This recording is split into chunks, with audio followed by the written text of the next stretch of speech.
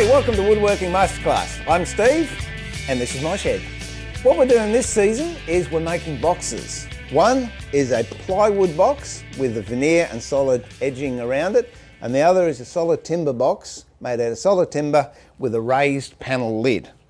What we've done so far is made the boxes carcasses. You can see last week we cut the lids off and we covered up the ply that you'd see when this lid was cut.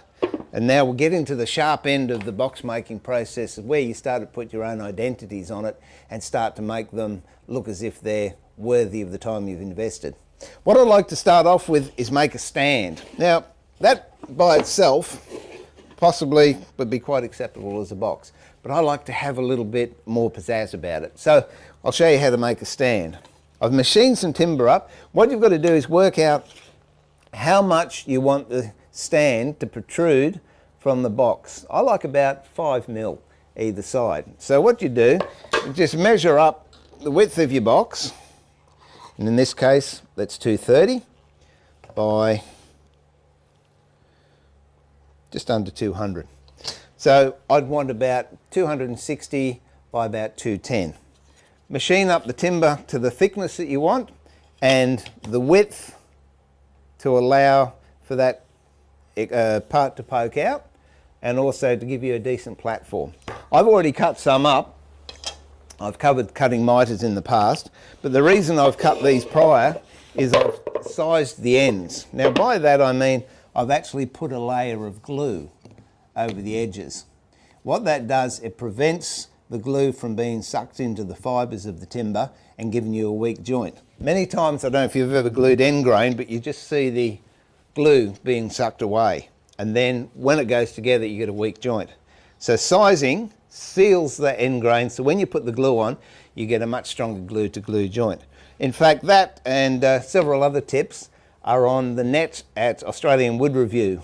They've got an e-magazine that I put up, workshop hints that I come up with now and again, and that's one of them. Okay, so how do we put it together? Much the same as the boxes. Bench dogs, trusty rubber band. Now this is what they call a 107. Turn the flat pieces out, place it down so the band's sitting nicely on the bench. Bit of glue over the edges.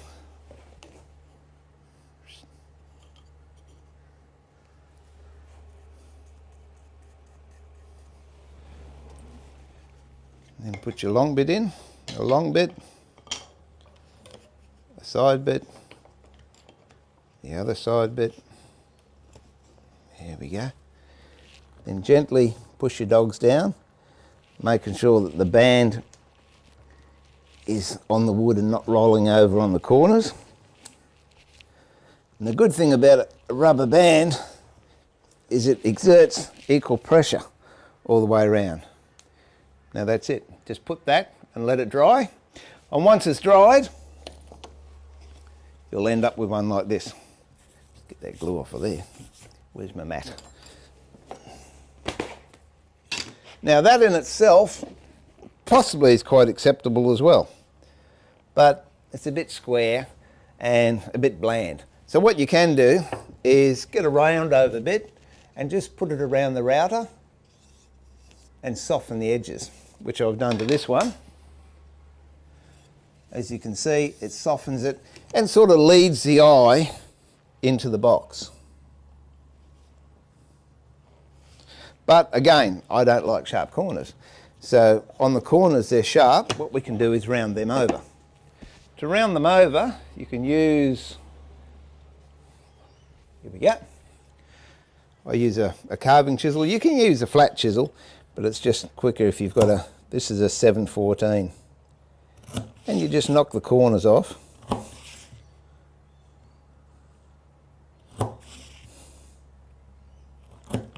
There you go.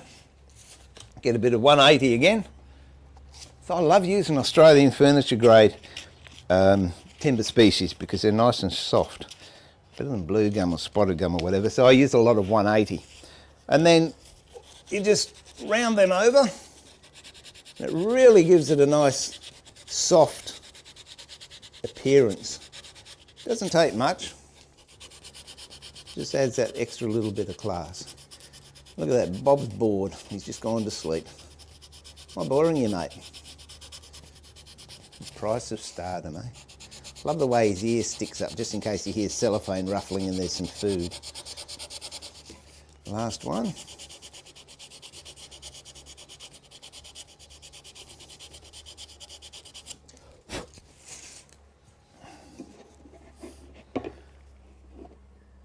And there you have it, which looks quite nice. What I want to do to the solid timber box is something slightly different. So I've got the same frame initially, but I want to put a step on these. So what you do is, same process, work out how much further you want the step to come out on the plinth, and then cut timber that width. So it's got to be the width of your stand plus however far you want it to protrude. Join it together in a square. Same thing, use the dogs, rubber band, glue it up, let that dry. And then again I put it over the router, which gave it a soft edge, and I've rounded the corners. Now all we do is work out how to put those on. I've got to cut these up, so set the bandsaw up to the width that I want, just turn that on, be a bit of light,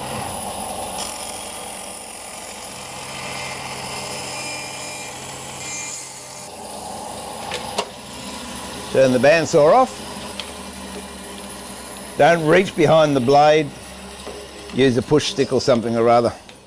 Get your stuff away. Blade stopped. Now I can get that last bit. And that can go in the bin.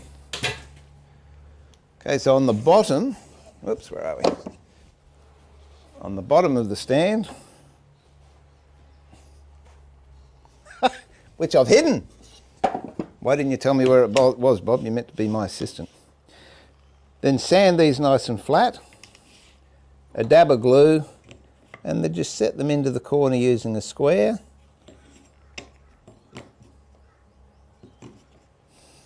And you do that to all four. What you'll end up with is a nice little plinth like that with a step on it, which again adds more character to the box.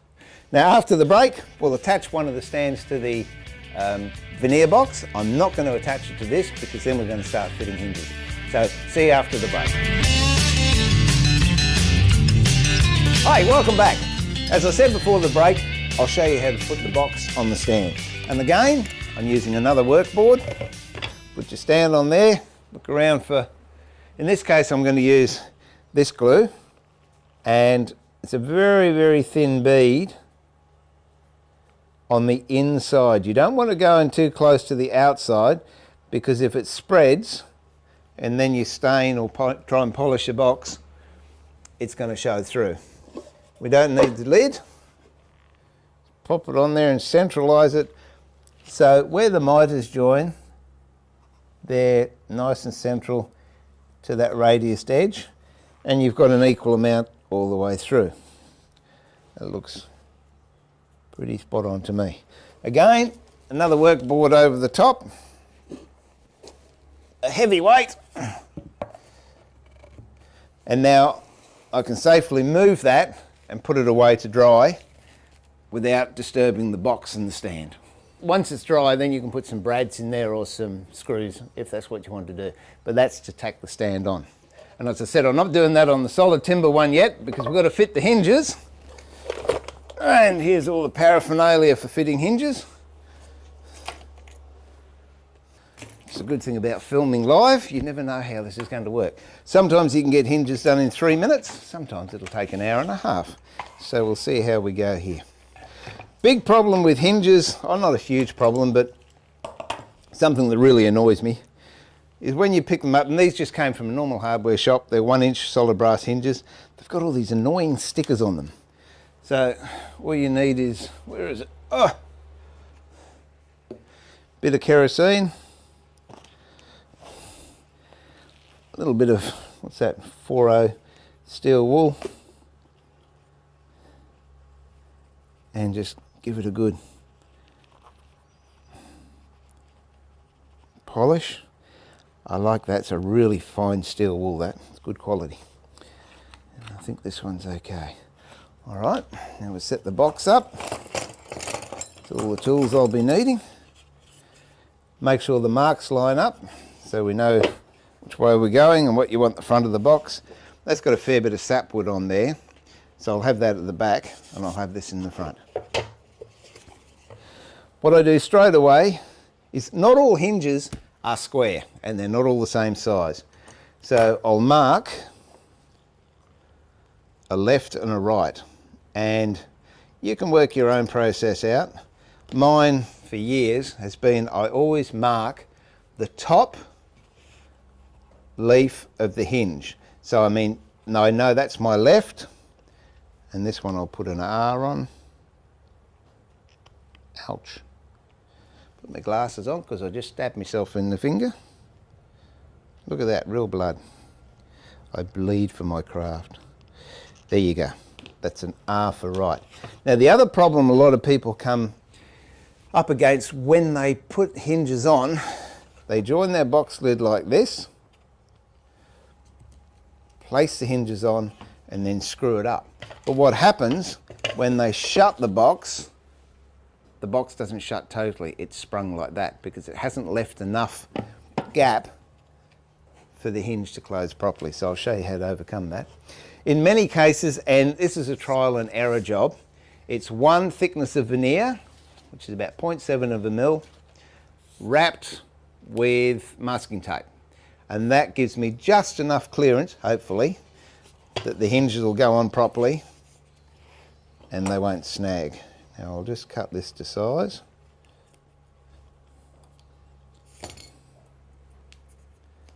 Okay, a bit more masking tape.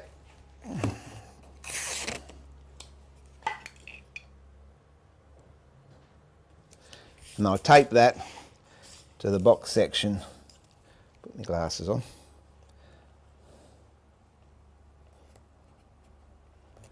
Of the box.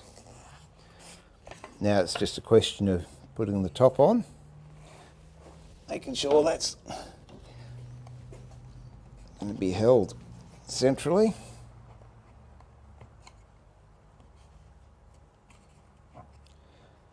And I only do that as a stopgap until I put these little G clamps on. And just line up the edges so your box is nice and square.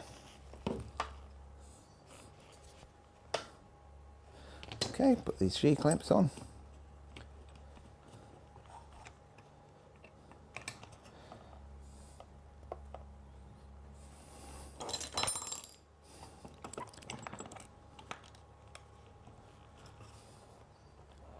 It has to be level. It's down a little bit. It's a lot of fine tuning that goes on. That's good.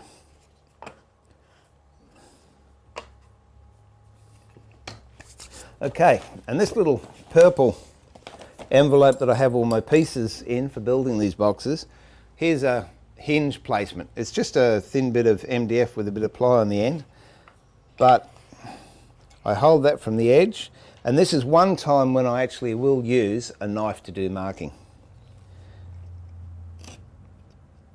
And give it a couple of good cuts so you get a decent score.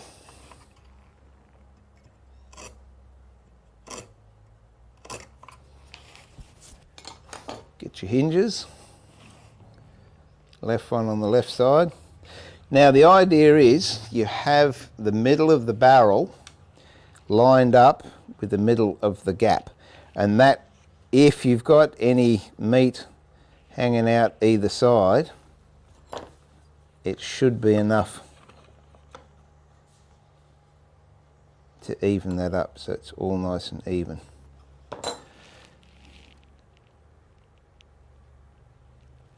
Okay, push that down.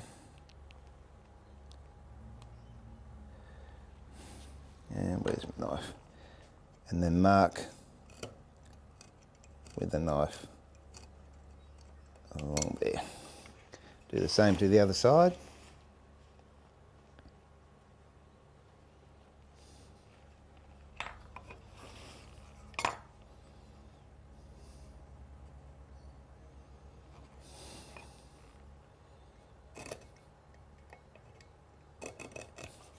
Now if you want to, and you're very gentle, just take that down a little bit with a very fine saw, just on the inside of the cut, but don't go too deep because you don't want it to go deeper than the depth of the hinges.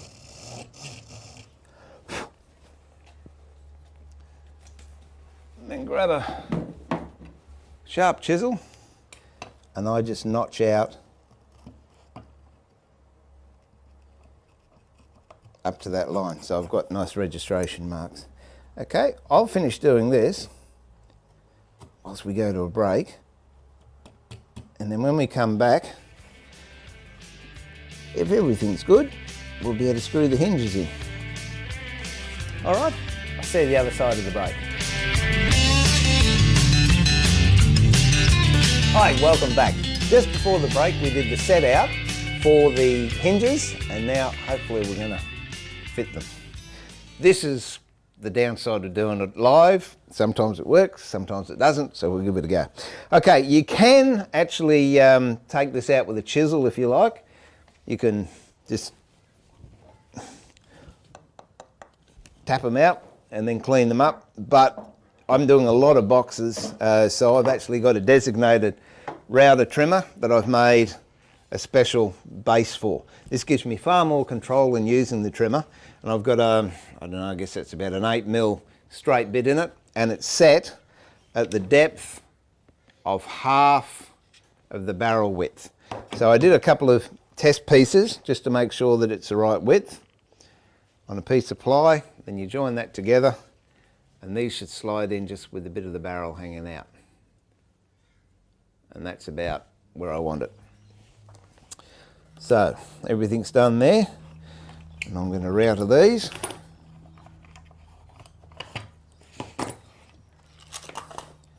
Take this tape off for the moment. When I router it too, I do it very gently and not in one foul swoop. And it doesn't matter if you don't get everything out, because you can clean it up with a chisel. There's my little block. This here. It's a great little tail dogs here. It's very, very useful. Okay, plugged in, clear, let's go. No, not plugged in. Plugged in, not turned on. That's safety consciousness for you. Look at that, we're turned on now.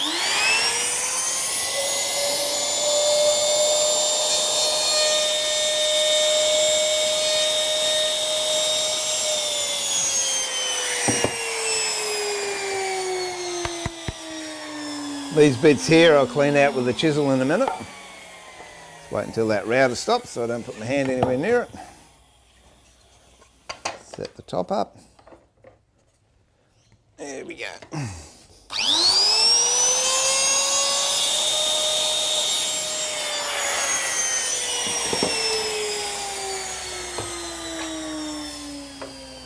So you can see how effective that base is. I'm sure if you go to your local Perspex merchant, he'll let you rat something out of the bin. Okay, now we've just got to clean this up. Always make sure your chisel's nice and sharp. Gives you a head start when you start doing hinge work. And Chris from WA, I know I promised I'll show you how to sharpen chisels this episode, but I'm sorry, it might have to wait till next season. Always make sure your hand is behind the blade. That goes for any tools or any machines. If your hand's nowhere near it, you'll never cut yourself.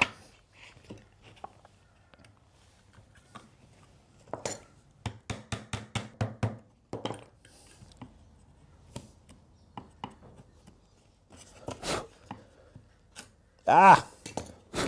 See? Even happens to the best of us.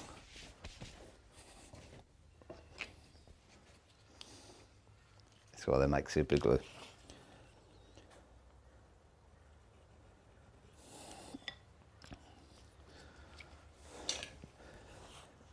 I've always maintained the master craftsman isn't one that never makes mistakes.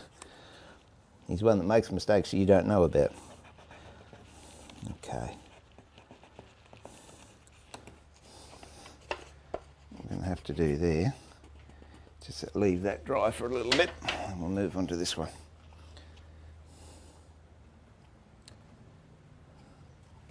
See, let's put this back on.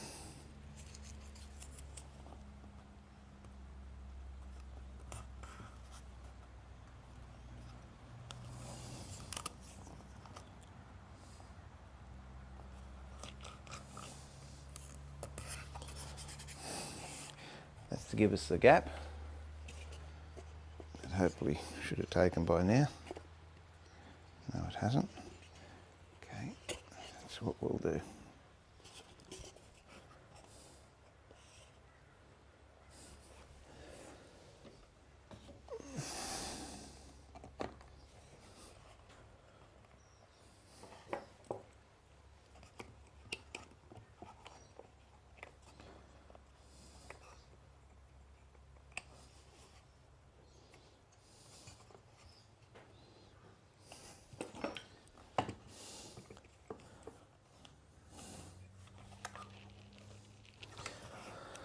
All right, get something to give you support of the lid. That'll do, just so it doesn't bend. Now right goes with right. That's the one we had the drama with.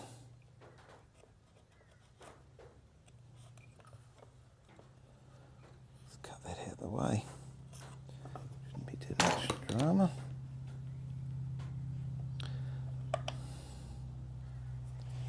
This is the left.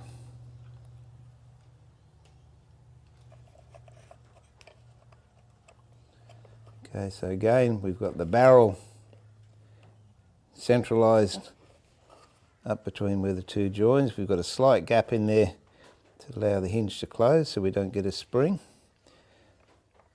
Now, I never put 4 screws in together. I only put 2 screws in each hinge while I'm setting it, because then if I'm out, I've still got the luxury of 2 new holes that I can use later on. And if by chance you do make a mistake and you end up with a hole and the screw's too deep, here's a little trick.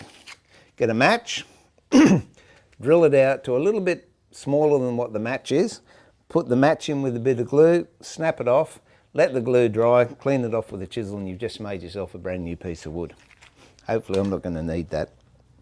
This is just an oar. You can make those yourself out of a nail and a bit of a handle. And then we'll just mark in the centre of that hinge and on the diagonal. So I'll put 2 that are diagonals to each other. The same here.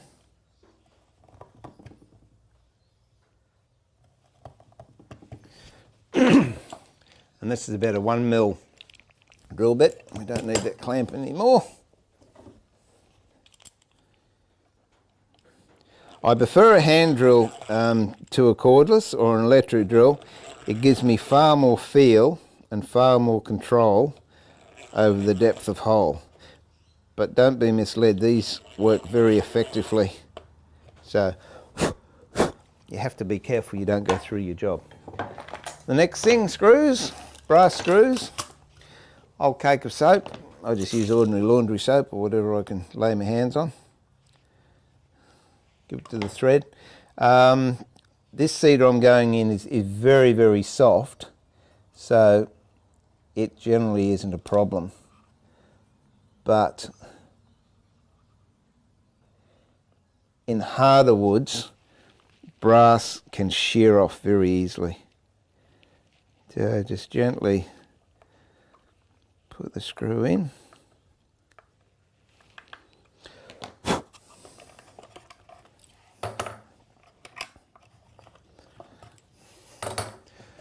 It's the acid test. Look at that. It's a nice sound, isn't it? Then you just go ahead, put your other 2 screws in, and the hinges are fitted. So next week what we'll do is finish the box off. We'll put a lining in it, we'll do some finishes on it, and we'll wax it, and it'll be ready to give as a beautiful gift or to keep as a keepsake for yourself. So once more, it's Steve saying pulling the shed door down for another week, and remember to keep it sharp, but more importantly, keep it safe.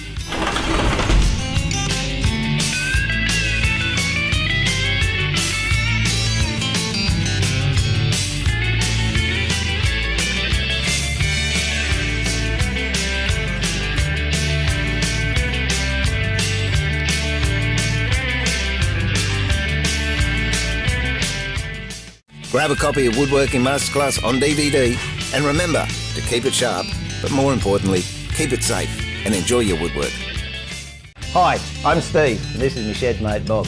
Woodworking Masterclass, and we would like to invite you along to the next episode. We're making 2 boxes. One is a plywood with veneer and solid edging. The other is solid timber with a raised panel. And if you've been following the progress, we're not as boring as Bob would make it out, you know. If you've been following the progress, we've got the stands on, we've got the raised lids happening, and we've just got to line the inside. And along the way, we're taking a little musical interlude with a cigar box guitar. So please join me then, and we look forward to having you in the shed. Don't we, Bob?